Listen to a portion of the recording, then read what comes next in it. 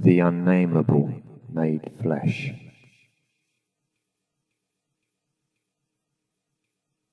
You see an advertisement, but you don't know what it's for. It isn't like all the other ads. All the other ads advertise the same thing, though in different forms. They all advertise themselves. This ad is unique. It isn't many, it is one. Is there something missing from your life? The ad says with a twinkling smile. Do you have the feeling that you have misplaced something, but you don't know what it is? It's not your keys, you know where they are, they're in your pocket. It's not your porcelain flying duck, that's hanging on your wall. But something is missing. What is it?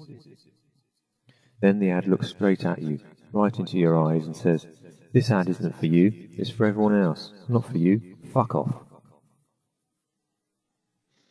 You walk on past the ad, towards the restaurant, where you have arranged to meet your date.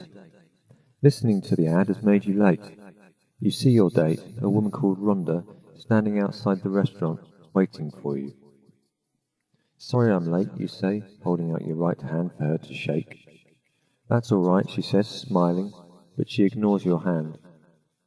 You try to direct her attention to your waiting hand by waggling the fingers, but she continues to ignore it. Though from her cheery smile, it appears that she is not ignoring it out of anger. "You're sure that you aren't upset that I'm late," you say, your proffered hand still outstretched. "No," she says, still smiling, "not at all." "Good," you say. You notice that Rhonda's right hand, unlike her clean, manicured left hand, is dirty, and the nails are so long that they spiral in on themselves as if they had never been cut. You reluctantly lower your unshaken right hand. Inside the restaurant, you and Rhonda sit opposite one another and order. When the food comes, Rhonda picks up her knife in her left hand, cuts up her food, then puts her knife down and picks up her fork, again with her left hand. Her dirty, long-nailed right hand hangs limp, unused. You wonder whether it is crippled in some way, perhaps paralyzed. You pick up your fork in your left hand, then your knife in your right hand. Rhonda stares at your knife and screams. In shock, you drop your cutlery. "That knife just levitated," Rhonda says. "This knife," you say, picking it up in your right hand again and holding it aloft. Rhonda screams again and runs out of the restaurant. As you walk home, you notice that everyone you pass has an unwashed, long-nailed right hand that hangs limp, unused. You pass a glove shop, all the gloves in the window are for left hands. You pass the advertisement that made you late. It addresses the people around you. "What is it that is missing?" it asks. "What is it?" At home, you turn on the television. It's that new animated soap opera, the one that everyone says is so realistic. It's called The Way Things Are. All of the characters have no right hands. The doorbell rings. It's Rhonda. "Sorry I took off like that," she says. "I was spooked by that levitating knife. You must think I'm crazy, but I know what I saw." "Oh," she exclaims, seeing the TV. "It's The Way Things Are. It's so realistic." She sits down and stares at the telly. You place your right hand in front of her eyes.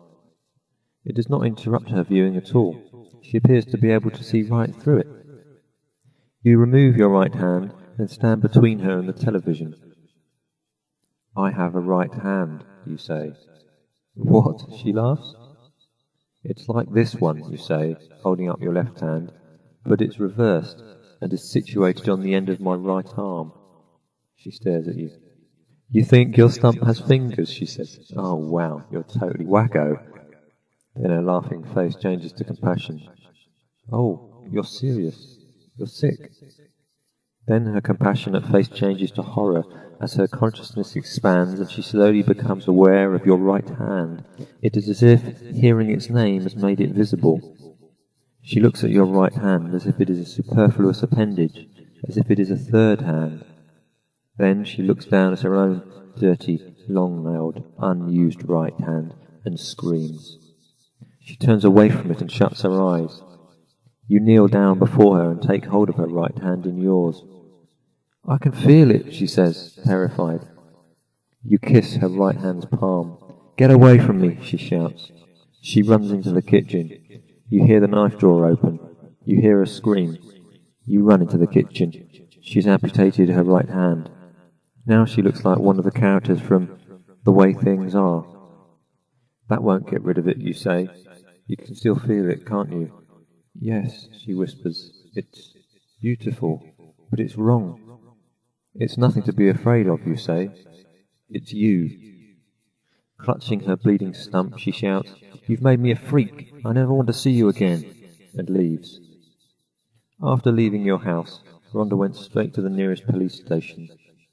The next day, the unique advertisement is demolished. A new law is made making the use of the words right hand illegal, and a small guillotine stands on every street corner to amputate all that threatens the king's power. Now you are lying in your bed. Now you are dying. Your body is decaying. Your feet disintegrate first, then your legs, your genitals, your left hand, left arm, your head, your neck, your torso, until all that is left is your right hand. Your right hand does not decay, cannot decay, it cannot die.